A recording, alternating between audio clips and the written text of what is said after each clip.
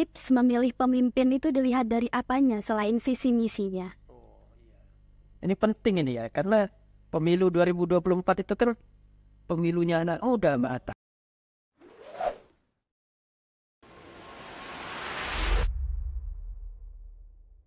Di sini kita mengundang narasumber yang gak kalah spesial dari podcast-podcast sebelumnya. Sebelumnya, izin memperkenalkan diri, nama saya Atalia Raniska. Di sini saya yang akan menemani Bapak selama berlangsungnya podcast ini. Boleh Bapak memperkenalkan diri dan jabatan Bapak? Ya, baik. Terima kasih Mbak Atta. Mbak Atta ya panggilannya. Nama saya Antonius Cahyalana, saya anggota KPU Provinsi Lampung, Ketua Divisi Sosialisasi Pendidikan Pemilih dan Partisipasi Masyarakat. Itu. Boleh tahu itu kerjanya apa? Oh iya, kalau Divisi Sosialisasi Pendidikan Politik dan Partisipasi Masyarakat biasa disingkat tuh Sosdikliparmas. Apa tugasnya? Yang pertama tentu melakukan sosialisasi atau menyampaikan informasi terkait dengan kepemiluan kepada masyarakat. Selain itu memberikan pendidikan pemilih, memberikan kesadaran ya kepada kelompok masyarakat akan pentingnya berdemokrasi, dan lebih dari itu memberikan penyadaran kepada masyarakat terhadap hak-hak politiknya gitu, untuk menyukseskan penyelenggaraan pemilu, untuk berpartisipasi aktif dalam kehidupan berbangsa dan negara. Selain itu juga divisi ini juga adalah divisi yang membidangi kehumasan dan bekerja sama antar lembaga atau stakeholder, mengajak seluruh komponen masyarakat ya termasuk di siswa atau OSIS SMTI ini untuk bekerja sama, bergotong royong kita mensukseskan pemilu. Nah, sebentar lagi kita tuh bakal pemilu ya Pak ya? Iya betul sekali. Kita bakal memilih 2 hari lagi. Oh iya betul. Iya.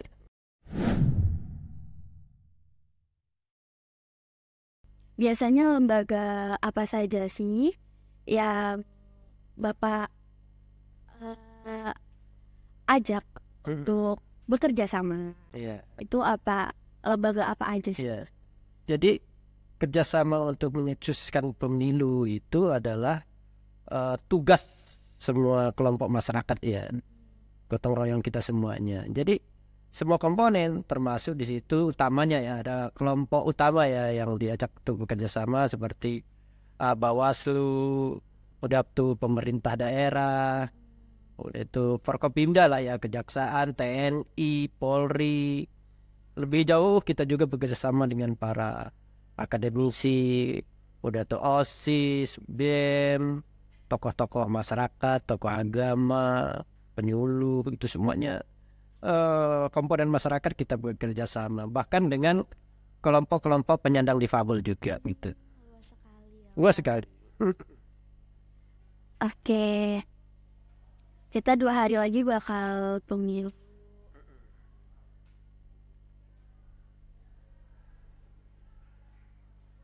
Lalu yang membagi pekerjaan di lapangan itu siapa sih Pak? Seperti gak di kantor saja kan kita kerjanya, pasti kita di luar, pasti kita yang bersosialisasi. Iya. Ya kalau di KPU itu kan dibagi bermacam divisi ya. Divisi itu membidangi sesuai dengan tugas pokok fungsinya masing-masing. Ada divisi umum dan logistik misalkan, dia menangani soal logistik, bagaimana menyiapkan logistik, bagaimana mendistribusikan logistik itu sampai kepada TPS dan lain-lain. Hari ini sedang dilakukan distribusi logistik. Ada divisi data dan informasi misalkan, divisi itu melakukan pembaruan mata pilih seperti DPT sudah terdaftar dalam pemilih atau belum, itu divisinya. Ada divisi teknis, bagaimana proses penyelenggaraan pemilu itu bisa jadi secara baik melalui teknis. Dan terakhir divisi saya bagaimana melakukan sosialisasi pendidikan pemilih.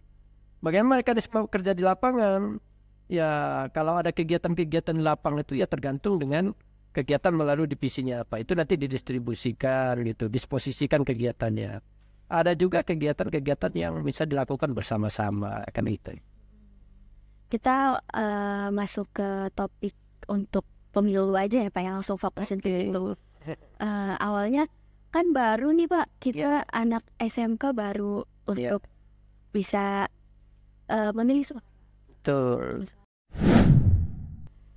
Tips memilih pemimpin itu dilihat dari apanya selain visi misinya? Ini penting ini ya, karena pemilu 2024 itu kan pemilunya anak muda Mbak Atta.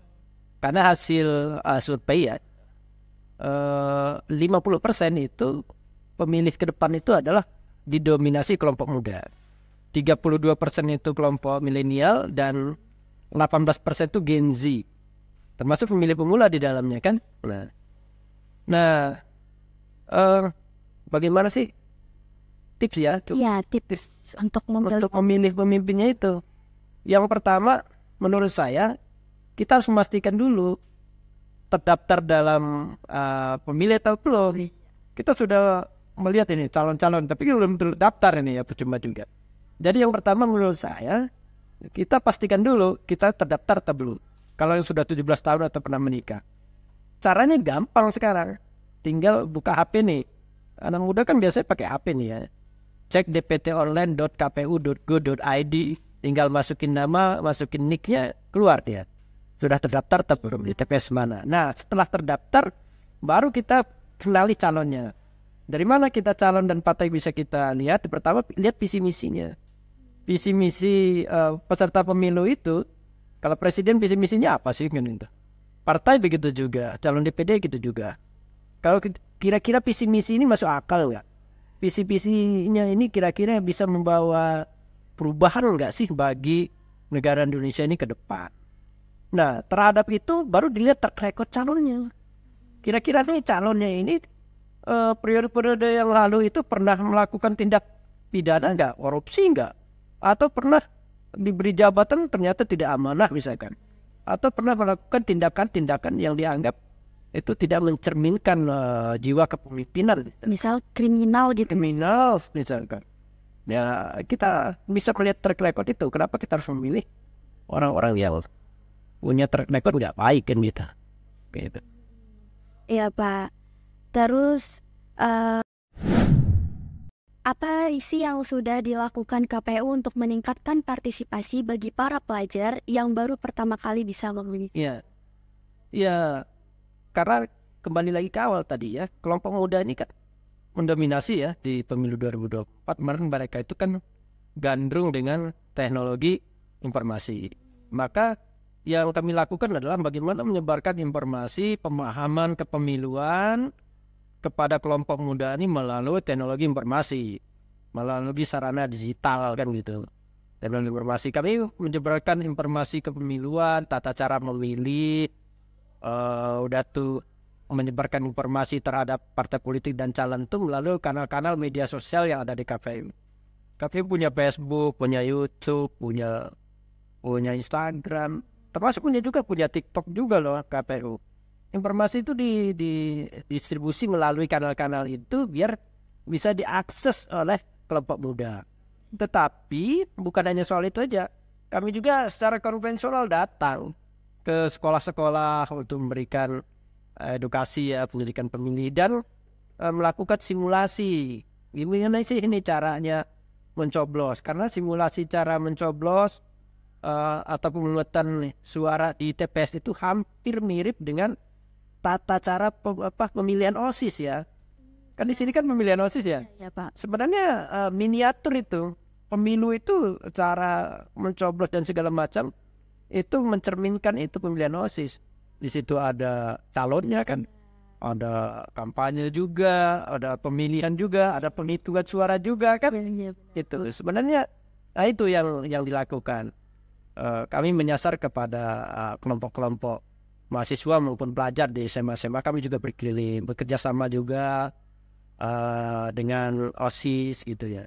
Ya termasuk hari ini datang ke podcast, mudah-mudahan kawan-kawan pelajar terutama anak-anak SMTI ini bisa mendengarkan, mendapatkan informasi pemilu sehingga besok bisa datang ke TPS itu. Karena pentingnya gitu kan pemilu itu.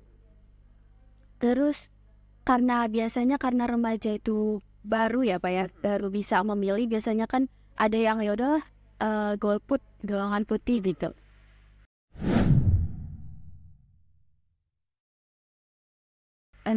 Apakah golput itu dapat dikatakan sebagai bentuk pelanggaran hak dan mengingkari kewajiban warga negara? Iya, jadi golput itu kan dulu itu golput itu karena ada sekelompok orang yang tidak percaya dengan mekanisme demokrasi di Indonesia ini. Itu di tahun 70-an gitu kan. Karena dianggap bahwa demokrasi kita ini tidak berjalan dengan baik, maka mereka melakukan pencoblosan di titik putih itu gitu. Bahasa disebut golput gitu. Lebih lanjut golput dipersepsikan sebagai protes atau tidak memilih gitu ya. Nah, golput sendiri sebenarnya kan tidak bisa dikatakan apa namanya itu hak ya, hak orang ya, mau golput atau tidak. Itu hak orang ya. Ya silakan saja gitu. Mereka mengapresiasikan ya apa namanya ekspresi politiknya.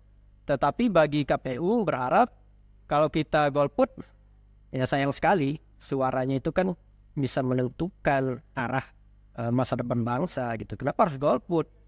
Kalau memang tidak percaya dengan sistem misalnya hari ini ya misalkan di mana yang harus kita perbaiki dalam sistem itu sebenarnya. Kan kita bisa berpartisipasi aktif. Ini kalau anak muda ya jangan golput. Ya, jadi kan kayak ada kata-kata itu apa ya, kalau misalnya masa depan kita tergantung pilihan kita, gitu ya Pak ya. Terus apa sih Pak dampak negatif dari golongan putih itu terhadap stabilitas demokrasi dalam negara? Dampak golput adalah begini. Suaranya itu yang tadinya dimanfaatkan untuk memilih pemimpin-pemimpin yang terbaik itu tadi. Akhirnya kalau tidak disalurkan bisa jadi pemimpin-pemimpin yang jelek atau yang buruk itu berkuasa. Nah kan, ketika pemimpin yang buruk berkuasa, maka kebijakan-kebijakan itu juga tidak berpihak kepada rakyat dan itu kepada kemajuan negara. Jadi kalau kita sebenarnya punya harapan agar bangsa ini lebih baik, ya kita datang ke TPS, kita lihat tuh dari sekian banyak calon pemimpin kita, tentukan ini presiden kita ada 3 nih, tentukan mana yang terbaik nih. Nah minimal kita memilih jangan sampai yang buruk berkuasa kan gitu. Harusnya ya Pak ya. Terus menurut Bapak, apakah penyebab adanya golput adalah dikarenakan golongan putih merasa bahwa politik saat ini hanya mencerminkan kepentingan segelintir dan mengabaikan aspirasi mayoritas, atau terdapat alasan lain? Ya golput itu setidak-tidaknya menurut para ahli ya, saya kutip dari para ahli itu setidaknya ada 3 kategori golput itu. Pertama golput karena persoalan teknis ya. Persoalan teknis itu misalkan karena dia sakit gitu ya, sakit dan tidak mau ngurus gitu, nggak mau datang. Padahal sudah difasilitasi tetap nggak mau gitu, karena sakit itu sudahlah gitu.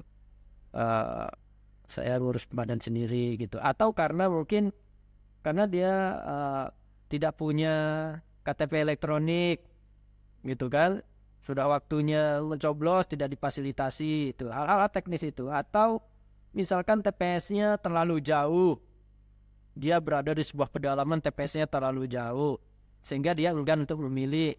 Atau karena faktor hujan, cuaca, ini musim hujan nih, hujan deras banget, gua nih kayaknya agak-agak demam nih, nggak mau memilih. Nah gitu kan, itu hal-hal teknis yang memang hal teknis harus segera diantisipasi oleh penyelenggara pemilu gitu. Nah misalkan kalau musim hujan banjir, kita bikin TPS itu jangan di tempat-tempat yang rawan banjir, di tempat yang tinggi gitu.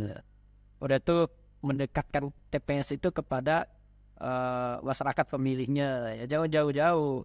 Basisnya apa, RT misalkan.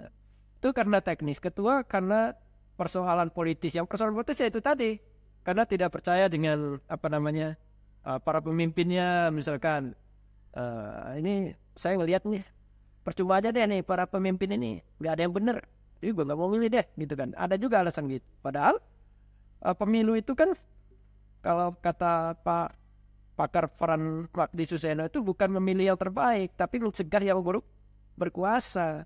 Jadi di antara yang suguhan yang ada itu mana yang kira-kira menurut kita ya itu yang dampak negatifnya itu lebih banyak, jangan kita pilih kan gitu. Nah, itu karena hal yang politis. Dan satu lagi golput karena persoalan ideologis. Kalau persoalan ideologis ini menganggap bahwa sistem ini udah nggak sesuai sih dengan pandangan keagamaan saya misalkan, bahwa ini nggak pas gitu, ini harus diberangus, sistem demokrasi ini nggak cocok gitu, mau diganti saja dengan sistem yang lain gitu kan. Kan ada orang-orang yang berpikir kayak gitu dan nggak mau pemilu itu dianggap haram misalkan. Ada itu hal-hal yang sifatnya ideologis kayak gitu. Kan golput ini nggak boleh ya Pak ya, nggak boleh, harus kita harus memilih. Kalau golput itu nggak bisa dilarang, tetapi ya sayang gitu kalau kita nggak memilih, itu aja. Nah itu ada nggak sih Pak tindak pidananya gitu atau Nggak ada. Nggak ada. Oh. Jadi kalau karena menyalurkan hak politik itu ada hak ya. Jadi kalau hak itu nggak ada sanksinya. Dia mau menyalurkan hak politiknya atau tidak, nggak ada sanksi. Tetapi itu tadi ruginya kalau kita tidak menyalurkan hak politik kita. Gitu. Tadi kan dampak golput untuk stabilitas ya Pak ya. Ya. Nah yang di sini dampak terburuk golput bagi lingkungan politik dan masyarakat. Iya. Kalau secara langsung sih dampak golput tuh begini ya. Akan terpilih kalau semua masyarakat tidak menggunakan hak pilihnya ya. Sayang sekali nanti akan terpilih orang-orang yang dianggap atau orang-orang yang terburuk untuk memimpin negeri ini. Atau calon legislatif kita ya. Karena suara kita nggak digunakan, tiba-tiba yang buruk ini berkuasa. Calon legislatif kita misalkan berkuasa nih, jadi anggota DPR atau jadi anggota DPD atau jadi presiden. Nah, padahalnya harusnya dia kalah atau harusnya yang terbaik itu menang karena suara kita. Yang terpilih yang terburuk. Kalau yang terpilih terburuk, maka kebijakannya akan dilahirkan ya buruk juga. Kan gitu. Jangan-jangan arti dia malah korupsi lagi gitu kan. Kan kerok. Nah, jadinya nggak ada kemajuan lingkungan kita, masyarakat kita. Malah mundur ya bukan? Nah iya. Sekarang kan bisa dilihat tuh fenomena itu banyak tuh. Selain golongan putih, gak sedikit juga remaja yang semangat nih Pak demokrasinya. Membara banget Pak, dan gak bisa kita pungkiri kadang menimbulkan suasana pemilu yang panas. Seperti kayak buat konten di TikTok ya Pak ya sekarang, yang mengejek pihak lain gitu, menimbulkan suasana yang panas. Bagaimana sih kan menyikapinya suasana pemilu yang panas atau tidak kondusif? Ya, kalau di pemilu 2024 ini sebenarnya eskalasinya itu menurun ya dibanding pemilu 2019. Kalau 2019 dulu itu panas banget ya. Kalau sekarang sih sangat menurun lah, landai lah. Nah. Tetapi masih ada juga sih di TikTok, terutama di TikTok ya, Instagram. Orang yang membuat konten-konten yang itu saling mengejek gitu. Hati-hati juga kita kalau membuat konten-konten yang berbau sara, udah mengejek dan menceritakan orang lain, fitnah. Itu ada tindak pidananya. Ada tindak pidananya. Hati-hati, terjerat undang-undang ITE nanti. Nah, atau undang-undang KUHP lainnya gitu. Nah menurut saya ini kelompok muda ini harus diedukasi. Kalau media sosial itu kan digunakan untuk mencari informasi, tapi bukan membuat konten-konten yang fitnah gitu ya, fitnah atau hoax gitu. Walaupun halus ya Pak ya caranya, tapi kan tetap Iya. Kalau dia halus pun, kalau dia memang hoax, fitnah ya sifatnya nggak benar, itu ada tindakan pidananya. Beda dengan negatif campaign ya. Misalkan dia menyampaikan sesuatu yang negatif tapi itu benar, itu dalam dunia politik ya sah-sah. Oke, baik Pak, ini pertanyaan terakhir nih Pak. Motivasi untuk pemuda-pemudi yang memang sudah mempunyai hak suara tuh untuk memilih itu gimana gitu Pak? Kami masih bingung motivasi. Ya sekali lagi begini, anak muda ya, siswa-siswa. Pemilu depan ini kan pemilunya anak muda ini. Jadi penentu bangsa dan negara, kemajuan bangsa dan negara 5 tahun ke depan itu dimulai dari pemilu ini nih. Karena 50% anak muda ini. Maka gunakan hak pilihnya. Gunakan hak pilihnya, pilih pemimpin-pemimpin yang memiliki visi, misi, dan track record yang baik. Agar apa? Agar ke depan bangsa dan negara kita ini lebih maju. Dan menjadi tanggung jawab kita kan, sebagai generasi muda kan, kelompok muda betul bagaimana memajukan bangsa dan negara. Lebih lanjut saya berharap sih ke depan juga kelompok muda itu berpartisipasi aktif di dalam pemilu ini.